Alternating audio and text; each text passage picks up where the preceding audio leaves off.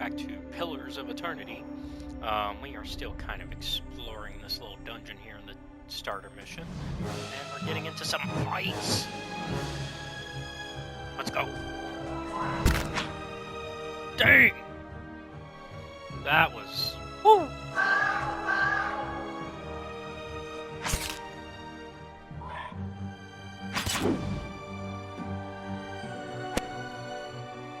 Nice. All right.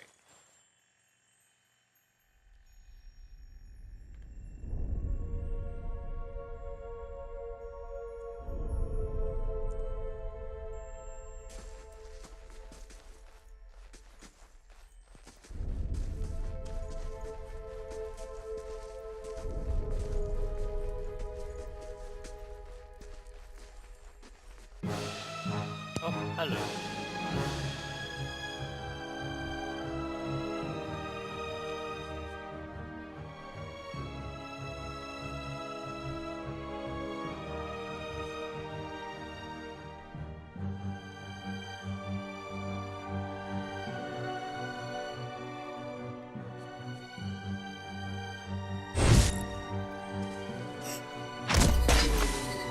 Nice. And then I think this circles around to... Yep. So we just took the longer way around now. Alright, so we're making our way to the exit.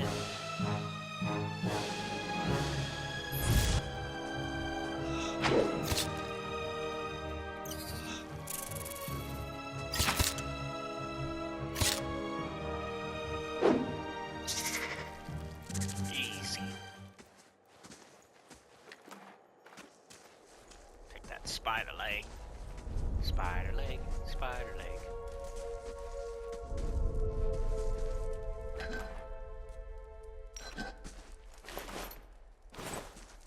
Helmet I cannot wear.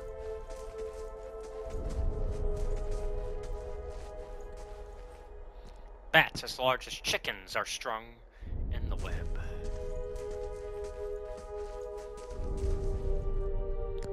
Let's see.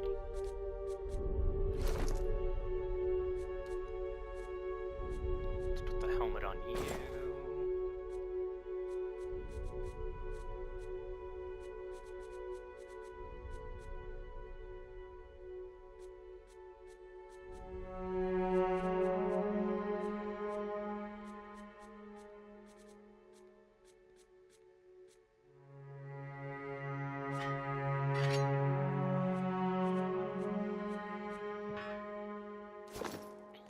Alright.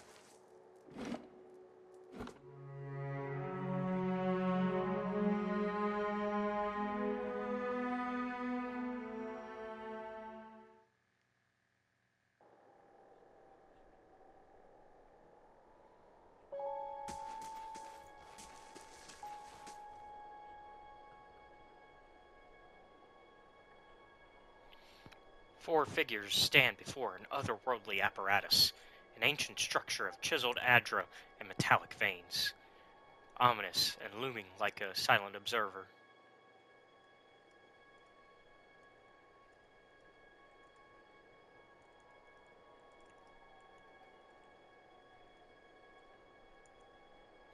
Standing motionless in their midst is what appears to be a human body, colorless as stone or ash. The other figures gaze upon it in what might be contemplation. From your vantage point, you are well obscured from their view. The figure closest to the machine stands out among them. A thick gray beard frames a face otherwise hidden beneath a metallic mask. His faded robes are embroidered with a runic language unlike anything you have ever seen, and he wears a strange black headdress with two protrusions that jut out like the wings of some malevolent creature. Oathbinder, bear witness, and see this man has kept his word true to his last breath, full to his blood's last drop. Guide his soul, queen that was, and regard it among your favored. Let his life by the key be his confession. Let his death by the key be his absolution. May he walk the world ever free of the crushing weight of the book. He addresses the petrified body. Your brother has done his part, and you have seen the power of his contribution. I will accept no further hesitation from the rest of you. In the sight of the queen that was, will you fulfill the oath? Will you take your place beside your brother in the endless esteem of her memory that is without flaw? Step forth, and be assured of the great worth of your life's course. The man passes his gaze over the others standing around him. He looks each in the eye in turn.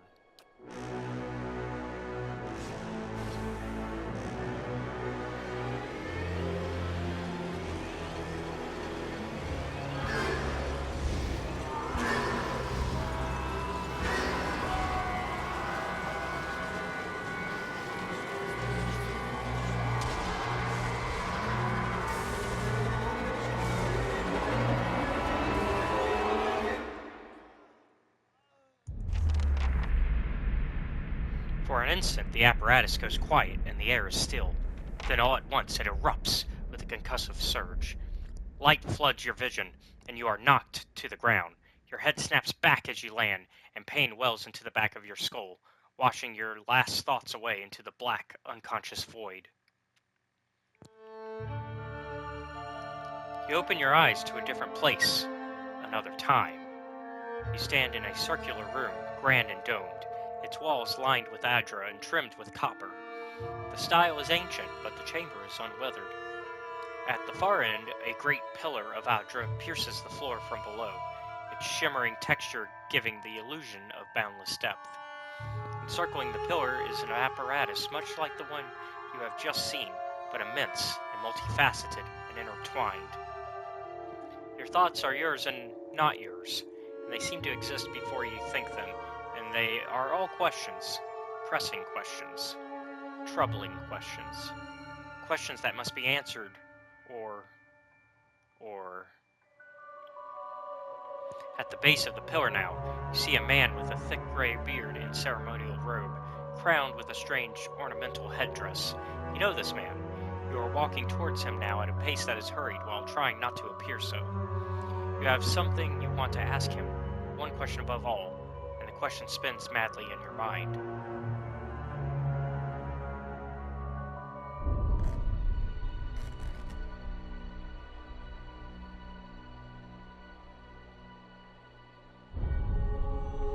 You awaken to find your malaise has broken, only to be replaced with something far more concerning. Faint whispers are audible at the edge of your hearing, like a ringing in your ears that does not subside. Movement flits through your periphery, but when you turn to look, you can see no signs of whatever it was. You find your gaze regularly darting this way and that, an involuntary paranoid tick. If this is a sickness, it may be dangerous to go without treatment for long. The figures at the machine stand frozen in place, flesh and blood replaced by cinders and ash. The man who led them is nowhere to be seen. Hayden and Kaliska lie bloody on the uneven cobbles, their bodies twisted unnaturally in death. You are alone, and far from help. Gilded Veil may be your best hope of receiving treatment before things get worse. So yay, we level up, but also our party is dead. Right. So.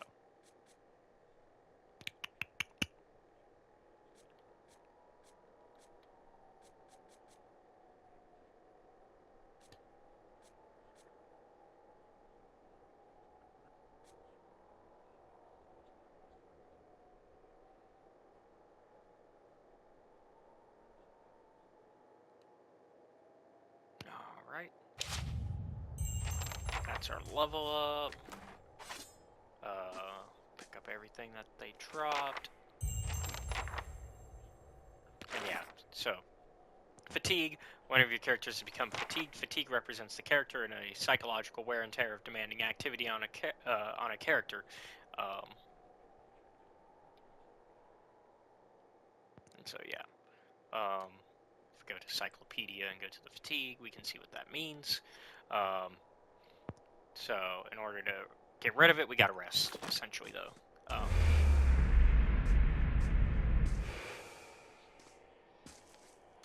Well then.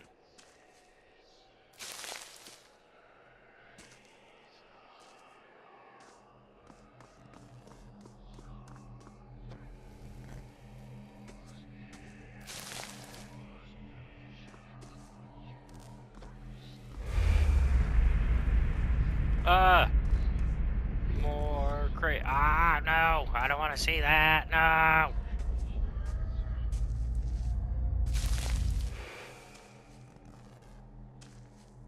Why do I have to keep seeing spooky shit?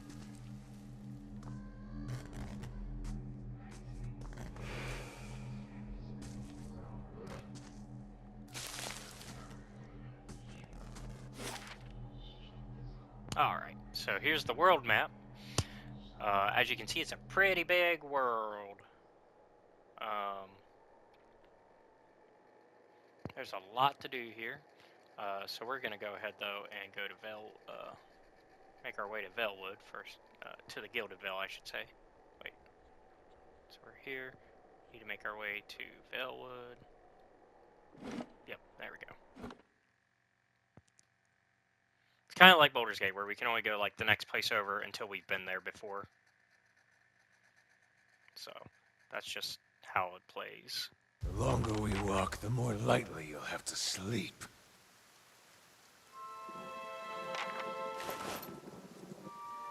Ah, camping I'm no supplies. pack mule.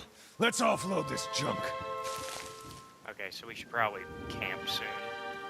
Because we're getting a lot of camping supplies.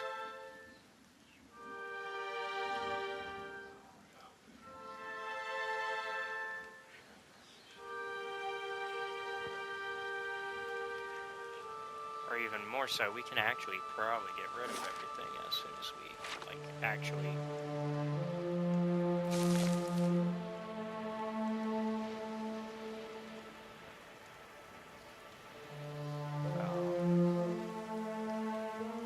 get to Gilded Vale.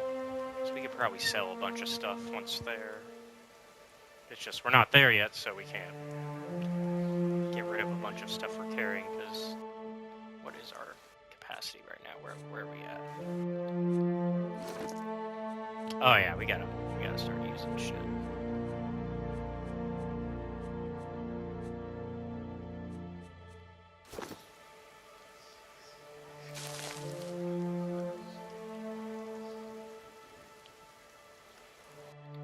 Actually, it looked like...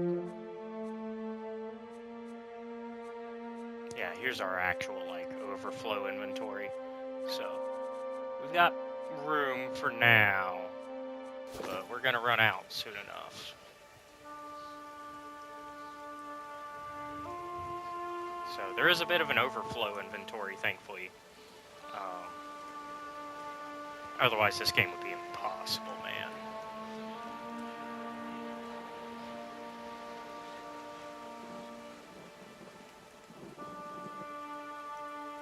The young dwarf tending to the stew looks up, startled as he sees you approach. He drops his ladle, spattering stew across the ground. What? The bandit turns. Get him, you dogs, and make sure our new cook don't run off. Help! Please help! Ah! One of the bandits gives Tenfrith a kick as they pass him, and he huddles. Alright, let's save this guy.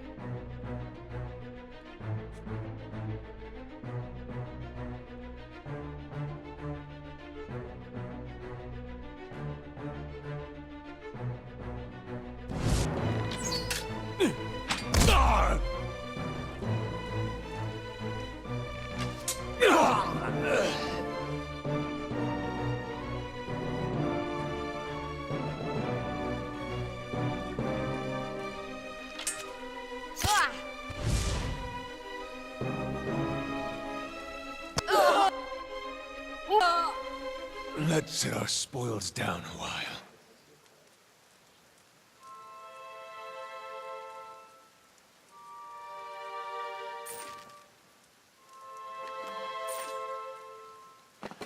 I'm no pack mule. Let's offload this junk. We will, don't worry.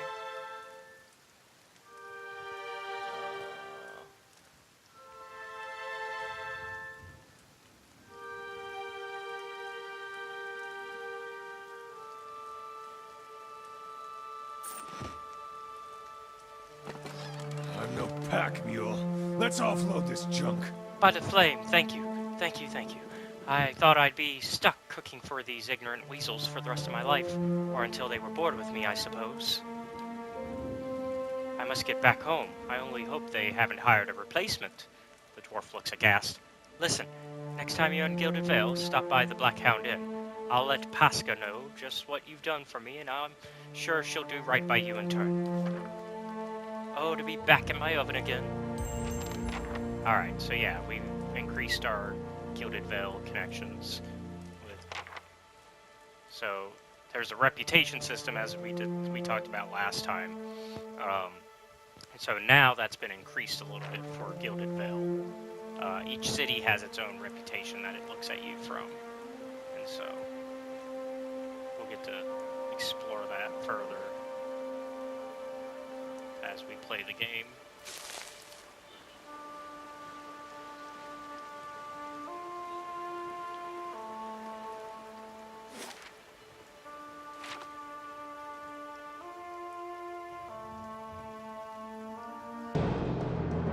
Oh, hello. Some wolfies. We can handle some wolfies, I think.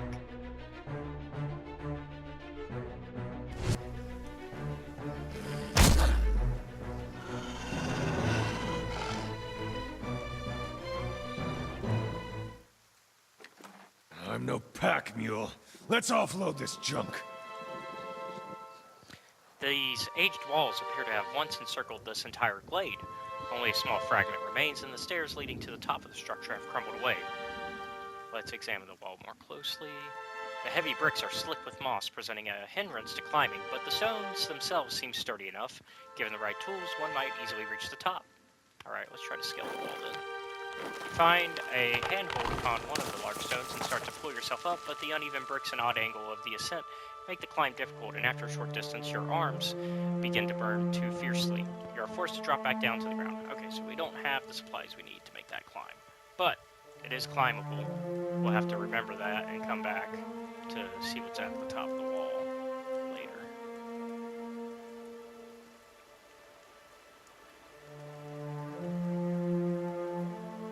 Welcome. This man appears to be hurriedly dismantling his camp in quick, jerky motions. He looks up as you approach, his expression tense and drawn. Greetings, he says, a little breathless. On your way south, is it? He wipes his brow, turning to face you. The sooner you're clear of these woods, the better, I think.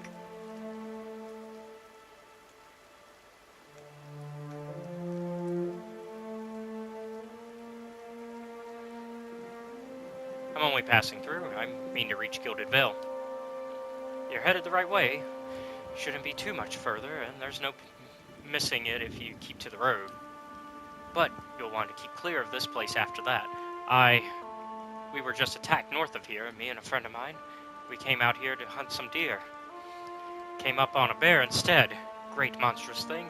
And Pearly, he didn't make it. He shakes his head. I don't know what I'll tell his wife. In any case, the forest already cost me a friend. I'm heading home before it takes anything else. Well, who are you? Name's Naunton. Born and raised in Gilded Vale. Haven't had a spot of luck since. His face twists. Luckier than Pearly, I suppose. In any case, this forest already cost me a friend. Yeah. What happened to your friend?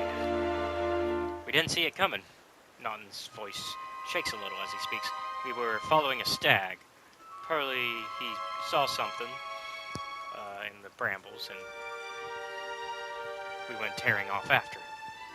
We all but stumbled into the cave. Poor Pearly didn't stand a chance. The bear was on top of him before we knew what was happening.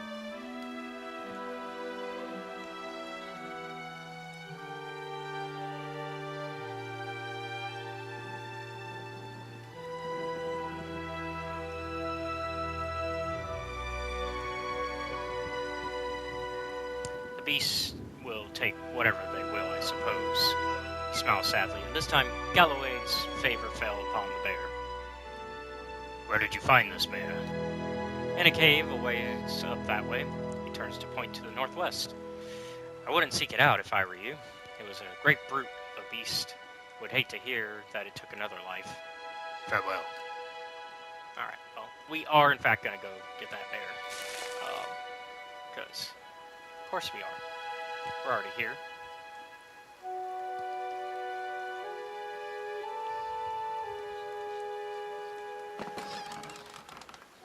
Tanglefoot. I'm no pack mule. Let's offload this junk.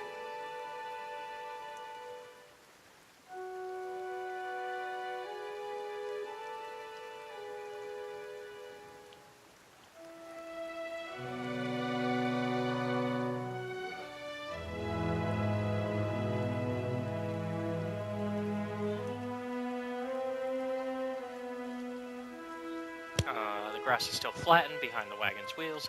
Barrels of cabbages, potatoes, and squash have been overturned and abandoned.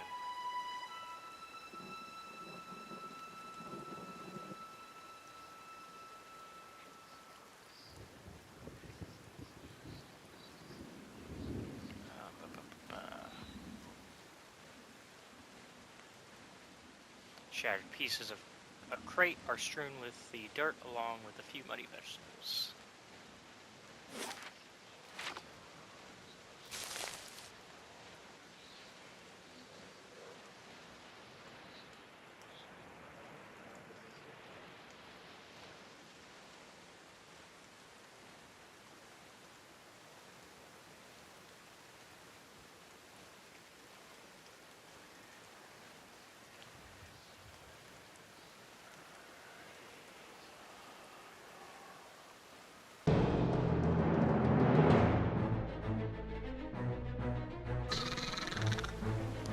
Zara, you're not a bear.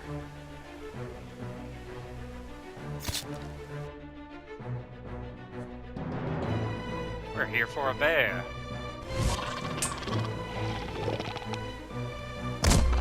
Oh, damn. The longer we walk, the more lightly you'll have to sleep.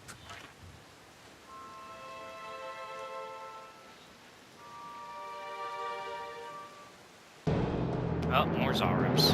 Okay.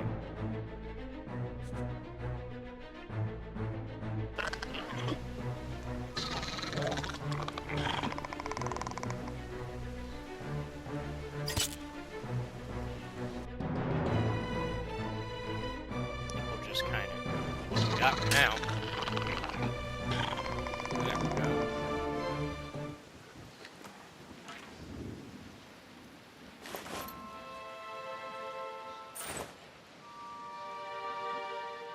Struts and supports are large enough to be the ribs and vertebrae of a dragon. Interesting. Is that it for the Zarups out here? I guess so.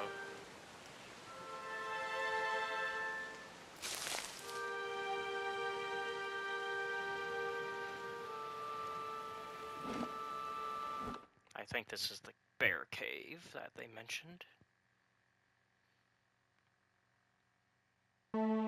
Yep, according to the little chat feed, yeah. Bear cave. Oh, hello, bear. Actually, oh, hold on. There.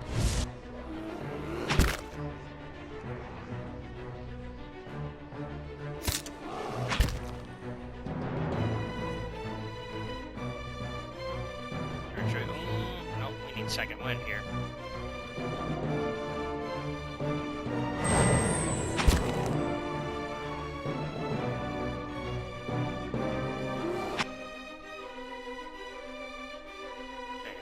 Just gotta count on one.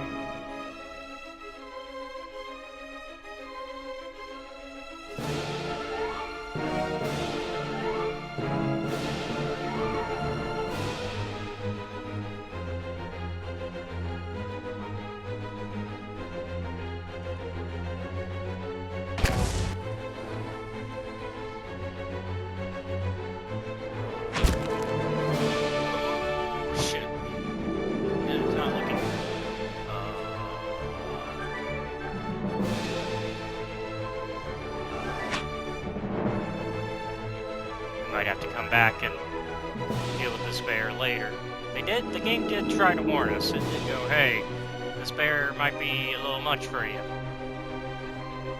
So, we might have to disengage here. Run!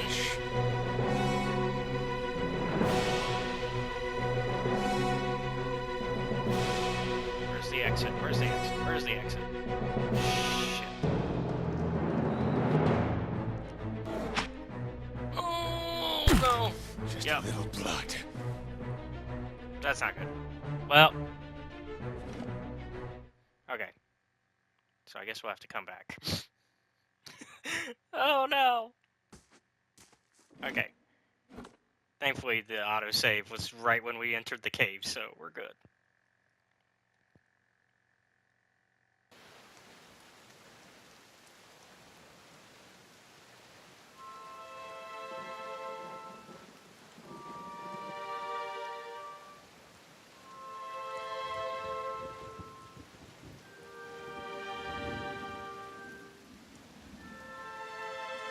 Alright, I guess let's make our way to Gilded Vale then, because it's safer than fighting the bear. Okay. I feel like I've beaten that bear before early on, but maybe this time we're kind of screwed until we get a party and or level up more. We also aren't at our best because we are fatigued. We haven't rested, so we are kind of fucked at the moment. Northwest of Garen's Grasp, south of Gilded Vale. Yep. Going the right way then. It'll take us 8 hours.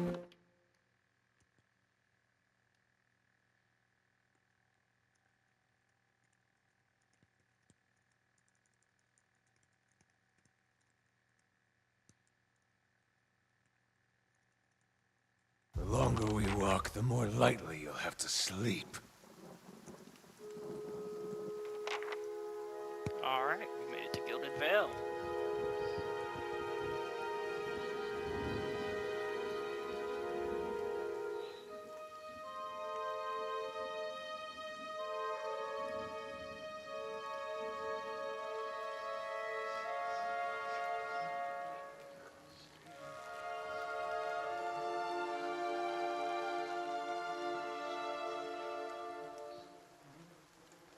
You must be one of the new settlers. Welcome to Gilded Vale. You'll be pleased to know that we've had some recent vacancies here. A man approaches you, his skin as dull and gray as the desolate village behind him. He scans you with sunken, lifeless eyes. His voice is a dry croak. He glances at the gnarled, leafless monstrosity of a tree next to him. Do you welcome everyone this way? The only answer you hear is the buzzing of flies from the tree. Of course, we'll need to make some inquiries first. The inestimable Lord Radric VII has taken great pains to insulate our town from Widewind's legacy. Have you ever sired a Hollowborn child? His gaze swivels back to you. He appraises you over half-moon spectacles and scratches his chin. What are you talking about? An infant born without a soul, of course.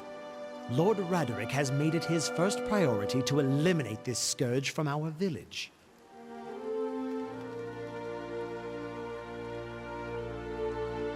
I should warn you, stranger. Here in Gilded Vale, we have a special place for dissidents, charlatans, and those who would hide a curse in our midst.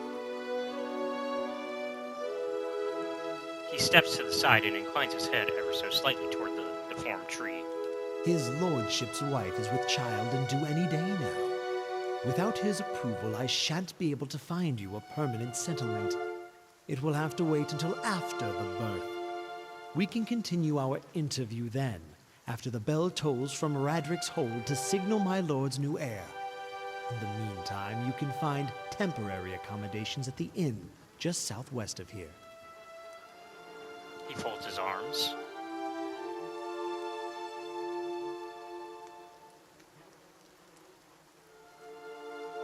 Before I got here, I saw several people conducting a strange ceremony near some ruins. He regards you carefully. You'll want to mind where you mentioned that. Trespassing on Ingwithan ruins is illegal, not to mention dangerous. You probably saw someone attempting some new ritual to appease the gods. People will try anything these days. Barath have mercy. We certainly have. I don't think so. Just as they finished, there was a Beowick. He polishes his spectacles on his sleeve. If you'd been that close to your Beowick, you wouldn't be standing here.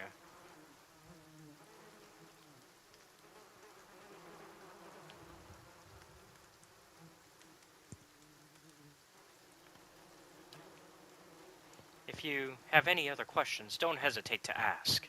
It's important that everyone in Gilded Vale understands our rules.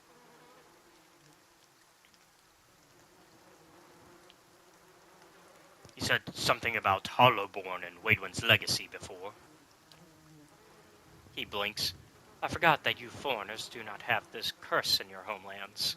The Hollowborn have been a scourge upon the Deerwood for almost 15 years now. He lowers his voice to a whisper. Children born without souls. He shakes his head. Pitiful, dumb things that breathe, barely, but do not truly live. Some say the Hollowborn are a disease. Some say they are a punishment from the gods. He raises his empty hands. In truth, no one knows, but they began spreading after the Saints' War, and so the name Waidwen's legacy stuck in honor of that foul, blasphemous pretender. His voice shakes with vitriol. I see. Lord Radric's decrees may seem strict at times, but he has our best interests at heart. He nods. I've been feeling strange ever since a close call with the Beowick. Is there someone in town who could help? Whatever your problem, it sounds like a matter for an animancer. However, the only animancer in Gilded Vale isn't in any condition to speak. Consider yourself fortunate. After she failed Lord Radric, we saw to it that she wouldn't profit from the misplaced trust of others. A bad cure is often worse than none at all. The magistrate frowns. He points at a body hanging from the tree. He sneers. But if you're set on finding a bottle of troll piss or a dead Audra pebble to rub on your forehead, you're welcome to check her pockets. A little corpse stink is nothing when you're digging for shit. My advice, however, is to be satisfied that you escaped and leave it at that.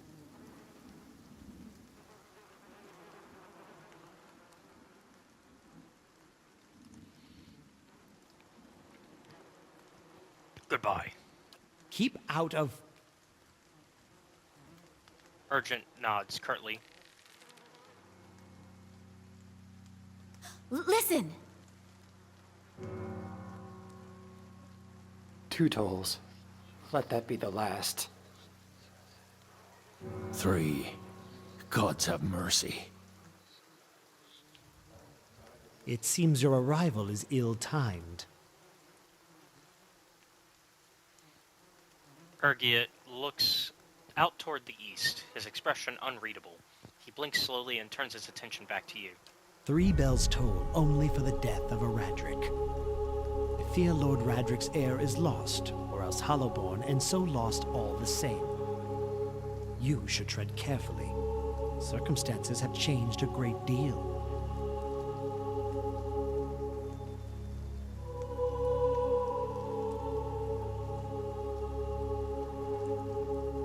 A peculiar spasm crosses his face, and the corner of his mouth quirks up into a mirthless smile. What do you mean? You've come to us at a time of mourning. The legacy has struck at the heart of Gilded Vale. Our efforts to redeem ourselves in the eyes of Barath must be redoubled. He sets a steady gaze on you. What happened? He shrugs one bony shoulder. I will know more details when the messengers arrive. The vagaries of childbirth, perhaps, but that is not your concern. Does this affect the Lord's offer to new settlers? I can be sure of nothing right now. I advise you to get some rest, the inn or stable for all I care.